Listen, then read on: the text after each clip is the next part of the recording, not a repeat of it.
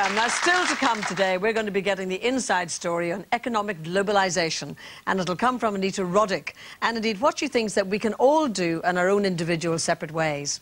Now, if you're a Coronation Street fan, how could you forget the character of Nick Tilsley and his famous six-pack, who sent teenagers' hearts actually into overdrive when he flexed his pecs as a nude model for art classes? Yes, it's all ingrained in your mind. He's also had to deal with some pretty tough storylines, such as teenage pregnancy and confronting his dad's murderer. So it's hardly surprising that there were times when he felt like running away. So where should we go tomorrow? I don't know. How far's the Isle of Skye? I don't know. Oh, it sounds dead romantic, doesn't it? Let's go there then. If we really were married, it could be like this all the time. We could be together every night and nobody could stop us. Not your mum or anybody. Would you like that? Wouldn't you? Not to get married, I mean. Yeah. If it meant we could be together more. Well, why don't we do it then? Get married? Yeah, let's go back married. Oh, I'd love to see your mum's face. Oh, so would I. Shall we? Oh, no, it's not. No, come on, let's do it. Let's do it tomorrow. Well, run away he did, because after less than 2 years, he left the street to pursue a pop career, which resulted in the hugely popular top 10 hit, I Breathe Again. However, never really comfortable as a pop star, he decided once more to concentrate on acting. And he's now appearing in the award-winning musical Rent, which is travelling around the country. So here he is. Will you welcome Adam Rickett?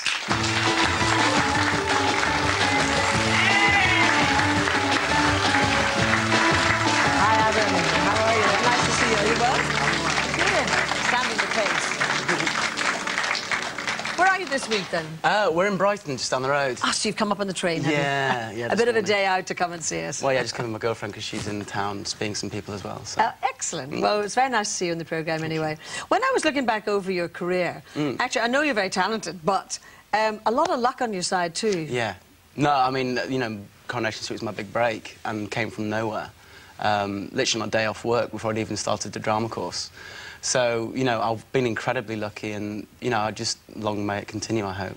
Because how old were you when you did that audition for Coronation Street? I was 18 and I'd basically just left school and much to my dad's disappointment was meant to go and become a lawyer, but it was literally the day I got my A-level results in a place at Oxbridge to study law. I turned around to him and said, look, you know, I've kept it a secret for 18 years, but I actually want to be an actor. At which point he collapsed. Yeah, basically, no, he looked at me for, I mean, it was probably only about 10 seconds, but it felt like a lifetime, and said, I can see how much you want it, go and do it. So I joined an agency in Manchester to do a drama course, because I'd never done anything at school. And it was the day before the course started, my agent said, well, look, there's an audition, why don't you go? You won't get the part, because you've not done any acting yet. But it'll be a good sort of experience for that rigmarole you're going to have to go through. And that bingo, was you got the part. Yeah. And of course, all the papers said you got 50 grand, and then you were at 18. 50 grand a year, was that true? Yeah, well, it was more than that. Not bad for your first job straight out of school, eh? Yeah. Changes perspective. How did you actually cope with the immediate, recognisable quality? You know, coming from school, no experience acting, suddenly you're in Coronation Street. To be honest, that did freak me out very much at first. I mean, you know, at that age, I was 18, I'd grown up with my face for 18 years, and I couldn't understand why between one day and the next, people suddenly wanted it in their newspaper or wanted it on their bedroom wall. And, you know, I did, to be honest, hide away from it a lot. You know, I did stay at home and trawl through the tabloids every day, petrified about what they were saying, about, you know, good or bad, what they were saying. But, you know, it's something you... I mean, luckily I did it at that young age, because it's something you learn to appreciate, is that, you know, there are two sides to this business. There is the artistic side, which you love and want to do as a career, and then there is, with the way that the media is nowadays, there is this celebrity side which goes with it, and you can either indulge in that and, you know, lose perspective of what you really enjoy, or you can try and in a way believe your own publicity. Exactly, or you can just concentrate on what it is that you love, and, you know, that was something which, with the support of everybody at Granada, you know, I was able to do. And the other point, of course, is going on the set, I assume, for the first day to work. If you had no acting experience, you've come straight from school, you've been lucky enough to get this job, you must have been petrified the first day. To be honest, it wasn't too bad because it's... I mean, Coronation Street is one of those shows where if your family watch it when you're a child, you watch it for life. But mine never did, so I didn't have a clue who anyone was. I was walking up to, you know, everybody saying, you know, hi, who are you? Oh, you play Kembala, that's nice to know. You know, not having a clue. Which they find terribly refreshing. Yeah, who is but this, they really the whippersnapper? But no, I mean, it was a bizarre situation, and, you know, Coronation Street for me was more than anything was, you know, work experience in front of 18 million people. It was just an amazing opportunity to, you know, get my work on the job rather than at a drama course. And then you got your kit off all the time in Coronation Street as well. Yeah, that your wasn't move my were choice. theirs. That's theirs. I mean, people forget, you know, whatever industry you're in, TV, music or theatre, you work for somebody still. And when your boss says, you know, you will take your shirt off, you don't. Well, I have to bite tell down you, and my feed it. boss, come to think, he's never told me to take my clothes off, but if he did, I don't think I'd foist that on the great British public anyway. So maybe in my case, I might just say no to the boss. Well, I've learned now to sort of that you can stand up a bit more for yourself and stamp your foot. But no, I mean, I was just always so grateful for the opportunities I was given, that, and you know, to be getting such great storylines that I was lucky to have, that, you know, I just kind of did anything anybody asked me to. Mm. Well, it certainly got you places anyway. However, after 18 months or thereabouts of Coronation Street, which most people give their eye teeth for, you suddenly decide to go pop. Well, it wasn't the most novel of moves, but no, I mean, basically it's because, I mean, by that point I was 19, and, you know, the fantastic thing about a soap is not only the workload, but also the sort of, you know, the awareness the public have of you. But the problem is that it does very quickly cut off other avenues. And, you know, at the age of 19, I didn't want to solely be able to do one character. You know, there was all these other things I'd never even tried, of other TV programmes, cinema, stage, and I didn't want those opportunities to disappear before I had a chance. So, you know, I said to Granada, you know, do you mind if I jump ship? And they were very good about it. They said, well, do you mind if I don't kill you? Because we'd like to leave the door open. So you could go back, actually? Yeah, I mean, the characters, he's in Canada at the moment, so there's always the Obviously chance. having a very good time. Well, yeah, I mean, there's always rumours in the press as well that I'm about to reappear, but there's no plans at the moment. Not as yet. Now, you did get a bit of flack as well for being another soap star doing another record. Did that bother you? No, I mean, the main reason I got into pop music, which I didn't really say at the time, was a very sort of, I don't know, business-like reason, was that having done a soap, everyone in the country knew me as Nicky Tilsley. You know, if somebody said, who's Adam Rickett, nobody would have had a clue. And the best way I saw to raise my recognition as Adam Rickett was by doing pop music, because the problem for me is whenever I saw a soap act go straight from a soap to another show, you know, as a member of Joe Bloggs watching TV, all I could ever see was, you know, Grant Mitchell in a different suit. Sure. You know? It's hard to, you know, no matter how good or bad the actor is, it's hard to believe them in a new role. So I did the pop music because you go everywhere 24 hours a day saying, hi, my name's Adam Rickett and this is my new single, blah, blah, blah. So whether it was good press or bad press, as long as they were saying Adam Rickett, you know, it was kind of doing what I wanted. Well, I'm going to play a bit of that later on, going into the commercial break, actually. But at this moment, I'd like to talk about Rent. Yeah. Because then you got bored with the pop industry and suddenly thought, I don't want to make any more records now. I want to go out on the road in a musical. So why did you get bored with it so quickly? Just purely because that's all, like I was saying before, doing that whole rigmarole of the publicity, that is basically what pop music is nowadays. But then, I know, but it's also selling records that, you know, lead to the next record, and it's all part of the game, really, isn't it? But it's because, I mean, pop music tends to go in cycles, and the present cycle started to take that. So for record companies now, there's a very, you know, set standard of how to promote people and artists. So you're all made to do this very same treadmill. Well, now you are the narrator in Rent. As we know, you're in Brighton and lots of places to go in between. Let's have a look, first of all, at just a little clip from the production. How can you connect in an age where strangers, landlords, lovers, your own blood cells betray? What binds the fabric together when the raging, shifting winds of change keep ripping away? All I need was stand and then make a stand. Use the camera to spar. Use your guitar. When they act up, you call them bluff. We're not gonna pay. We're not gonna pay. We're not gonna pay.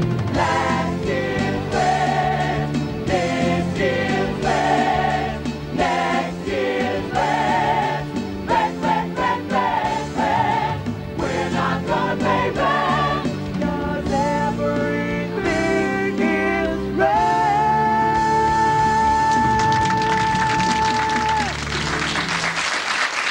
Oh, just a slightly different look there again. Yeah. No, I play the geek in the show. I mean, the other guy, Damien Flood there, he's the rock god, you know, who's the heartthrob. So it's, you know, it's a bit of a difference to be there in sort of like, you know, tweed jackets and things. And you were saying, well, that was on hardest thing you've ever done. Yeah, I mean, I've never been on stage before, either in a play or a musical, but you know, it is physically the most demanding thing I've ever known. I mean, the whole lifestyle changes because, you know, performing for 2.5 hours every night, singing constantly. 8 times a week. 8 times a week. You do have to completely regiment your life. Well, I just want to say, as you know, you're in Brighton. I made a note actually where else you're going, but you're going to Wimbledon and Nottingham and Bromley and Blackpool and Aberdeen and Norwich and Cambridge as well. Yeah. So lots of spots between now and Christmas. Yeah. Well, do you think you're going to stick with musicals? No, to be honest, I never even considered doing musical. So what are you going to move on to next? Well, I've got a couple of films in the pipeline at the moment and another TV project in pre-production. So we're sort of juggling everything at the moment. Good for you, Adam. Well, so you've got the talent, but you've also got a good bit of luck and opportunity on your side. Thanks for joining us. Very much. And I thought we'd go to the commercial break with just a little snatch, actually, from the pop video that you made. So thanks a lot for joining us. Adam Rickett. And here's that clip. Quickly, body burning, we move in time. You give me life, but enough to mine. Baby, I can feel you in my soul. You're the life I believe, you're the air that I need. When you touch me, I breathe again. You're the life I believe, the air that I need. When you touch me, I breathe again. When you hold me, I breathe again. When you're near me, I breathe again. When you touch me, I breathe again. When you hold me, I breathe again. When you're near me, I breathe again. When you touch me, I breathe again.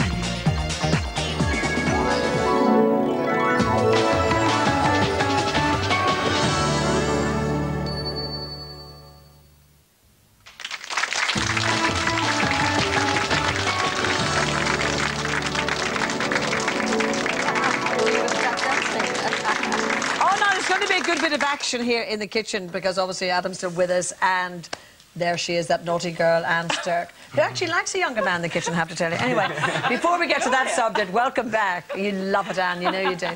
Still to come now, we're going to be answering your concerns in today's phone-in and personal safety. Now, to give you a couple of ideas, you may be worried, for example, if you break down the motorway, how to keep yourself safe if you had to walk to a telephone, or anything in terms of personal safety, say parking in a car park at night that just tends to be a bit empty, you know, all sorts of conditions like that. Maybe just even safety, say, at your front door. Just the best way to protect yourself. And I know that Anna Lampley will be able to give you lots of tips. So the number to ring is 020-7691-5000. But right now, it is Action in the Kitchen with Anne Stirk and Adam here, hoping to get a few tips. So welcome.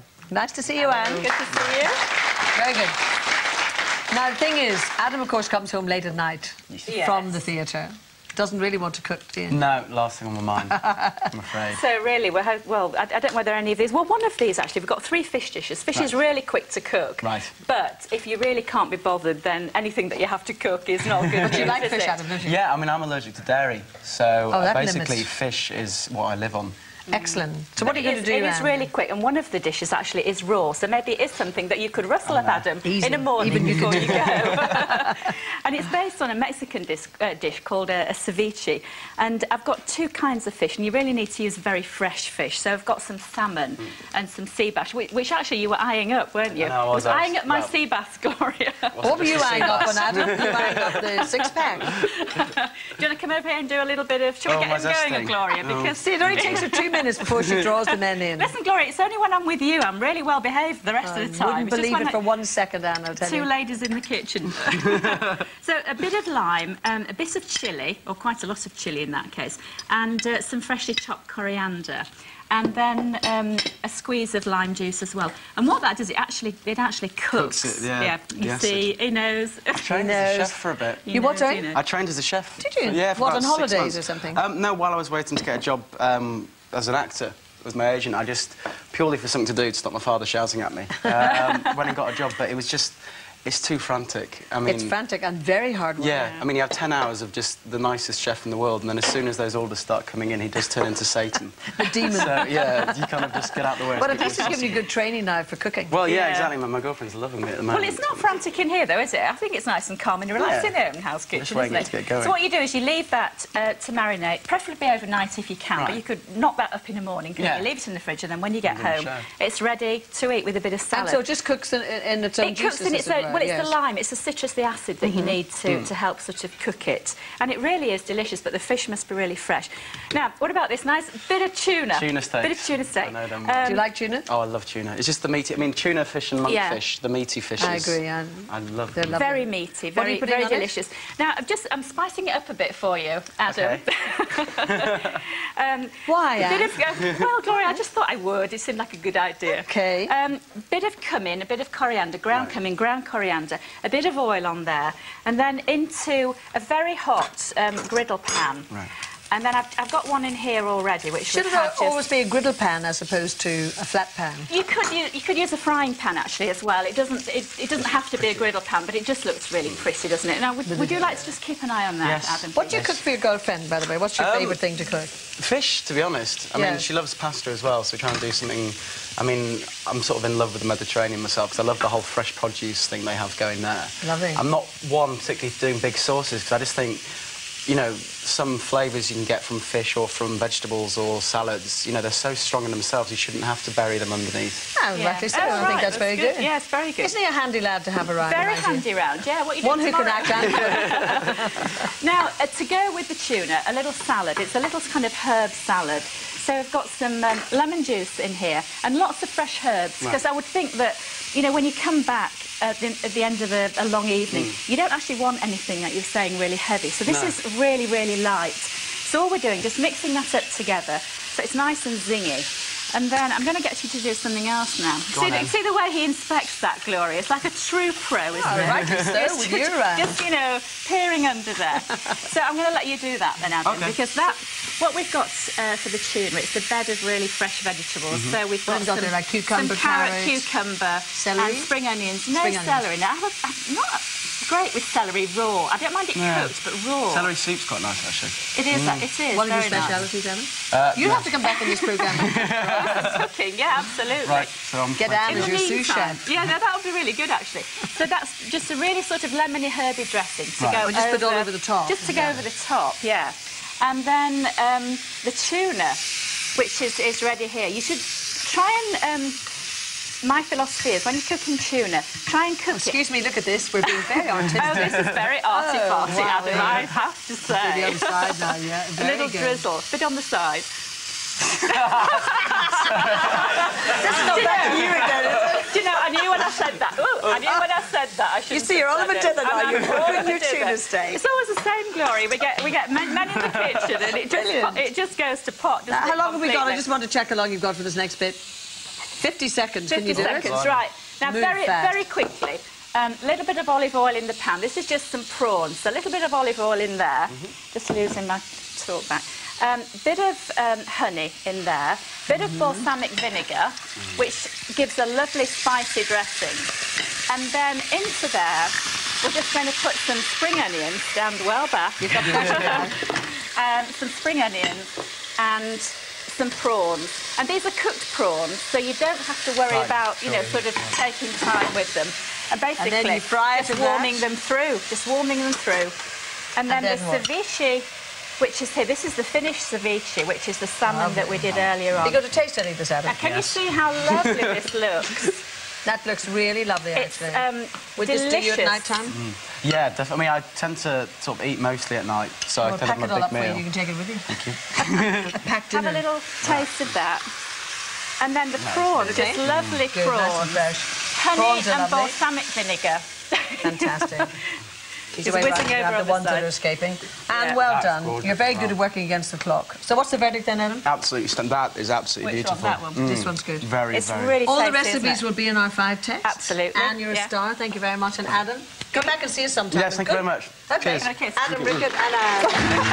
Use this, that, Gloria. I tell you, she just can't resist the smackaroo at the end. It's called the kiss off, but there you go.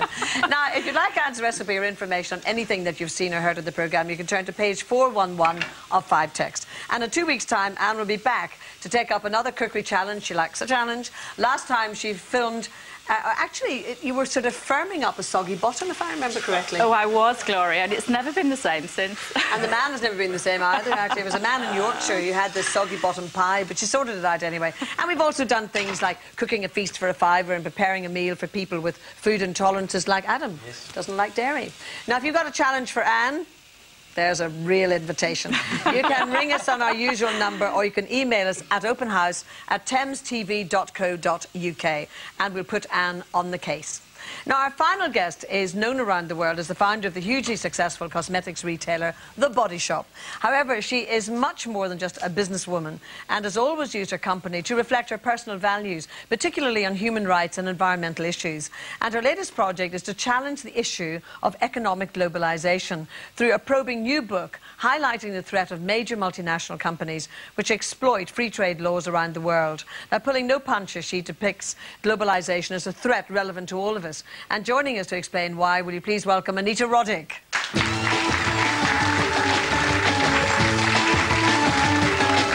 Anita, how are you?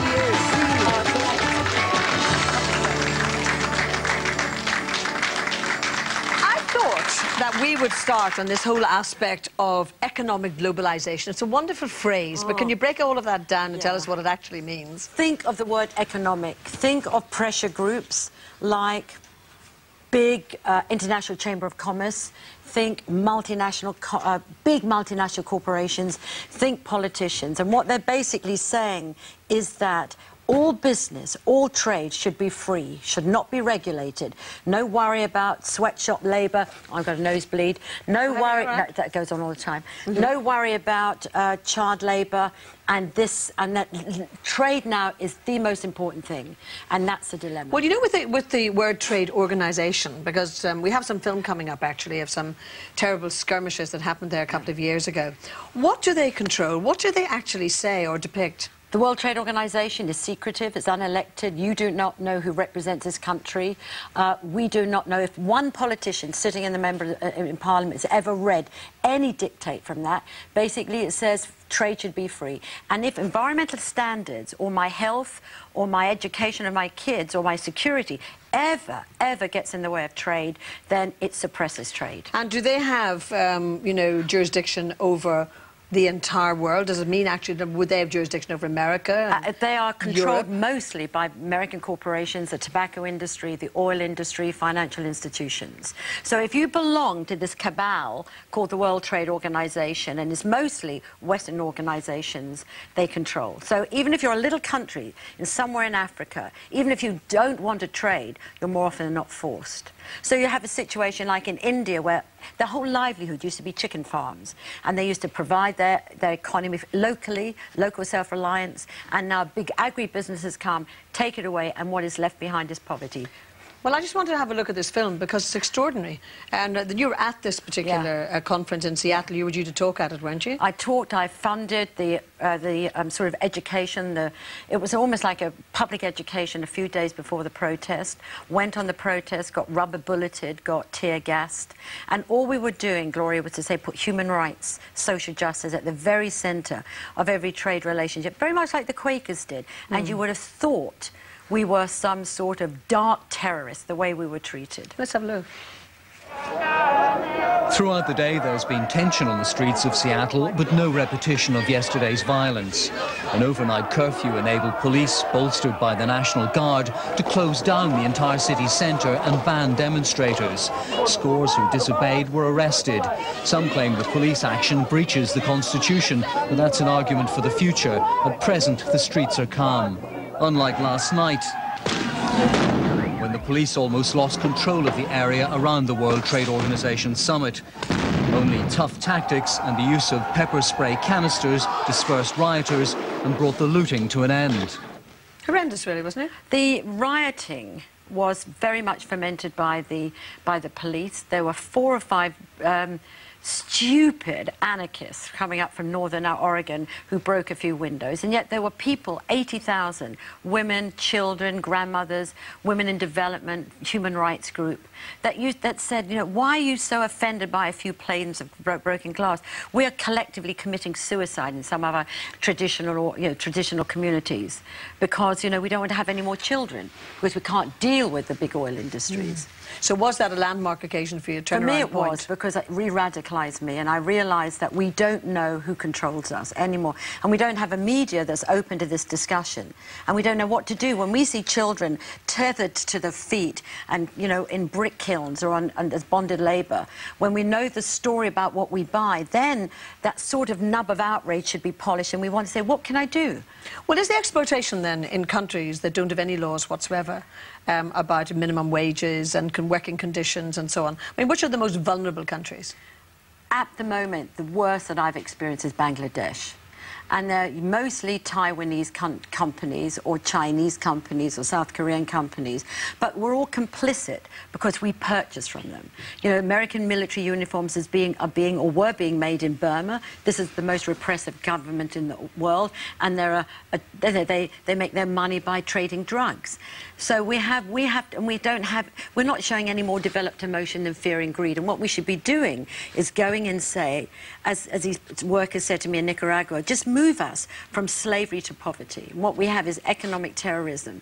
And what we don't have is a sense of human outrage that because we're told to always look for the cheapest product and we never understand the story behind what we buy. You see, the other argument, not my argument, but the devil's advocate argument is, isn't it better to put some kind of manufacturing into some of these countries, give some form of structure, give some form of wage, than nothing at all? If only.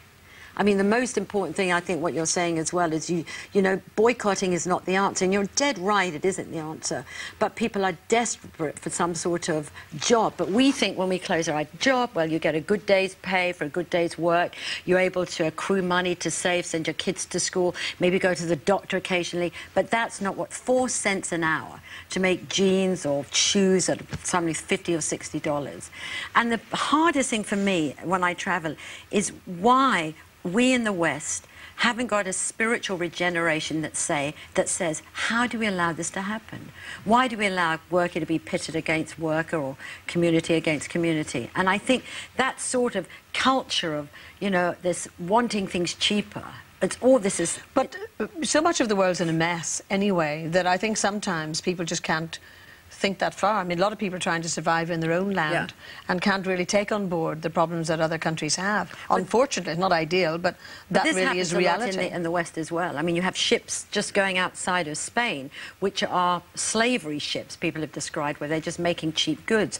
Or you have sweatshops up in Birmingham or Manchester, and definitely Los Angeles and San Francisco. So it's sort of under our noses. But one area where people are starting to really be outraged on this issue is child labour, when they see 3- and 4-year-old children. And we all understand that children are often part of the economy of our family, but when we see the kids, especially as domestic labour, then that sort of outrage, and then people are saying, well, what can I do, and how can I Well, what can we do? I mean, it really boils down to it. What can we do? I mean, boycotting certain goods is not the answer. No. So what can we do? I think shaming. I think Amnesty did it brilliantly. You write letters, and we've all forgotten the power of letter writing. I know as a, you know, the Body Shop, if we had 20 letters complaining, we get lots complaining about where's that product gone and why has it disappeared. If you get 100 or 500, if you get 1,000, the entire almost management gets paralysed because they don't know what to do. So I think that we don't think we have the power to ask the questions. And what do you do on a practical basis? Because you travel all the time looking for new products and new things to put in. I mean, I know, in fact, we have a little bit of film from Nicaragua, but what is the ideal circumstance for anybody watching the programme is to buy local. And I don't think, I'm just, as the older I get, I like to support local initiatives. And there's a wonderful restaurant that I've come across called the 17 Mile Restaurant, and all the produce is just grown from 17 miles. So you support the local farms, or you support the local... Everything I buy now is European, because I trust European. And then for a company like mine, try and support poor communities. So if we have body butters, then we go straight to Nicaragua or Ghana and work with the cooperatives or Well, apparently this film, I think, is from India, so I'm just going to have a look at the film, first of all. So where is this exactly, do you remember? This is in Tiramangulum, and this is a matchbox factory, and well, they're making matchboxes and matches. And what we've done is we've set up a campus just outside, and we have a Montessori school which we built, and 190 kids. So we take the kids from these sweatshops, and we teach them as well, and we take the teachers to go into the town and teach the women in the sex industry to get out of prostitution.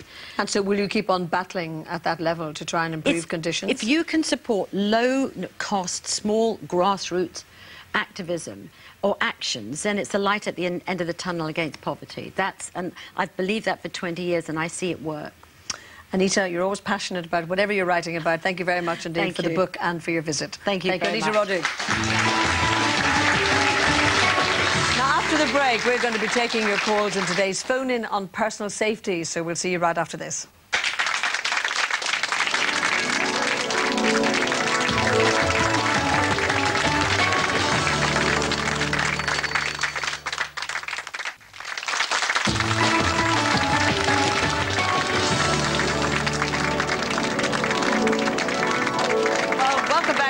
Part of the programme. Now, earlier on, as part of Personal Safety Week, we were discussing just some of the precautions which should be taken while travelling at home and abroad, or just generally looking after your safety. Well, now it's time to take some of your calls on that very subject. And we welcome back once again Dana Lamplugh. So thank you, Dana, for being here.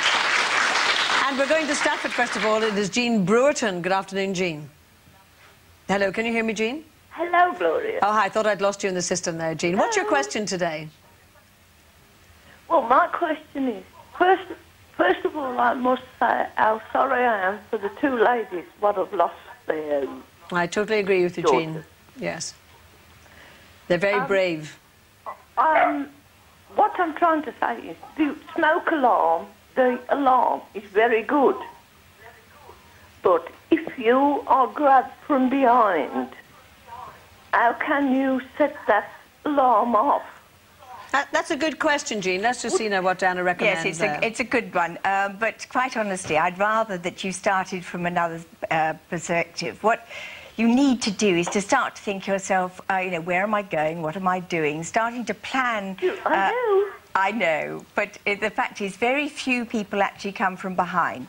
It's much better to have one in your pocket. You suddenly feel it. You get your hand in your pocket. You've got your hand there, and you're going to bring it right up, and you'll bring it right by the person's ear. It's absolutely excruciating, and they will actually drop it very quickly, drop you very quickly. And I wouldn't suggest, and some of you did, I think, in the first call, to have something around your neck. I'd put my neck my thing away if I felt I was going to be in problems. Excuse me, that's what I've said. It would be better to have a necklace. No, I'd do away with the necklace, because otherwise they might well catch hold of that and you'd be in problems. Do away with that necklace. Jean, I have to leave at that point, but it's a very good question. Now we know what to do. Thank you very much indeed. Helen Thomas is a London number. Hi, Helen. Hello. What's your question today? Hi, first of all, I think your book will be a huge success. So thanks very much. It's a great help, I have to tell you. I'm actually going off travelling in a month to New Zealand, Australia, the Cook Islands and Singapore. So I will be, throughout that time, staying in youth hostels. So I just want to know any safety tips that I can have and my friend can have, like, that would just keep us a little bit more safer and a bit more... Well, I would suggest you read this book. I would anyway, wouldn't I? But the fact is that with youth hostels, there is no standard, you know. There can be lots of different standards. So what I suggest you do is you look it up, ring them up, find out if they've got the kind of things that you need, the kind of things that you think are going to be safe. Yeah. And make sure when you get there that you really look around the place, because it isn't something you're going to be able to just expect, I'm afraid. You keep thinking you will, but you can't. Okay. The other thing is, Helen, I was going to make, the other point I was going to make, is the fact that the culture of the country varies so much from country to country. Don't you think, as in Helen's case, she's going to many different types of culture, it's really good to gen up in advance on what's expected of you? Yes, that's absolutely right. And that's the fun of it, you know. Really find out where you're going, what the sort of people are like, what they will do and how they will react, and then start to learn and look and don't immediately wade in and say, you know, I'm right, because you are inclined to do so. All of us are. And also to wear the right clothing in the right country. I mean, some countries do expect you to cover up, and you have to abide by those rules. The Australians are particularly bad. They come out and wear hardly any clothes at all because they don't in Australia, and I'm afraid that doesn't go well in some countries. So just remember it. Helen, when are you taking off? Where do we get your book from? You can get it from the Trust, but you can get it from anywhere. It's being published by Thomas Cook. Okay. And also, we can give you information, Helen. It's on our 5 text. Thanks very much. Have a good trip. When are you going? I go on the 14th of November. Oh, we'll have a great time anyway. Thank you. Be safe. Bye-bye. Okay. You'll never regret Bye, it. Helen. Bye. Amanda Heels in Cheshire. Hi, Amanda. Hello. It's your line straight through to Dana. Thank you. I live in sort of a semi-rural area and have an 18-month-old son. To avoid walking on busy main roads, I use a disused railway line that's been converted to a cycle and bridle path. My only concern really is, as I have the buggy, I obviously couldn't, if anything did occur, sort of dash away. What's the best policy if I was approached, as it's quite a sort of an area where there's quite often just you on the path on your own?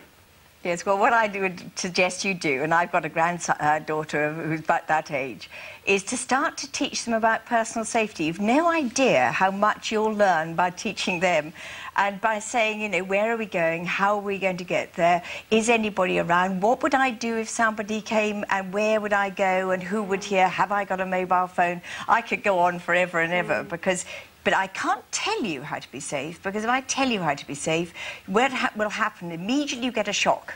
You'll forget all about that. You'll think, what should I do if? But if you think about it yourself, you'll start to do it automatically. For instance, if you're going to a very big store and you've got your child in there and your child's starting to walk, and it's very good fun, isn't it? Yeah. You say to your baby, now, where would you find Mummy if you got lost, or I got lost? It's always Mummy that gets lost, you know. Mummy always goes off looking at things, and the baby goes off at the same way, knows exactly where it is.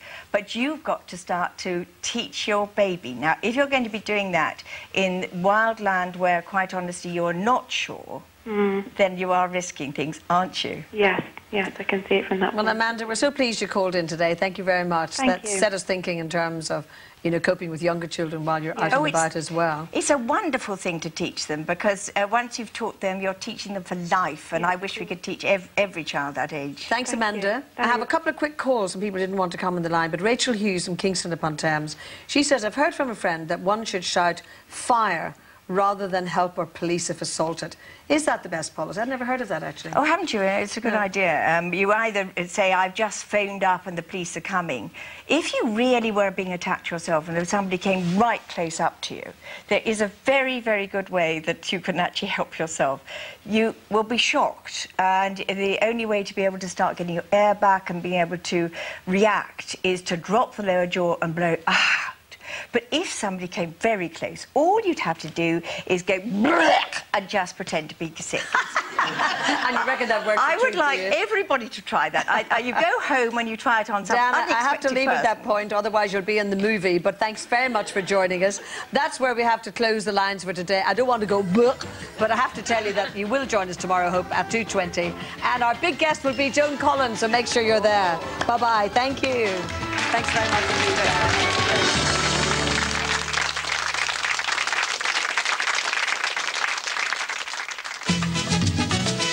Open House is sponsored by special guest 7 Seas Nutritaste. Taste-free cod liver oil capsules.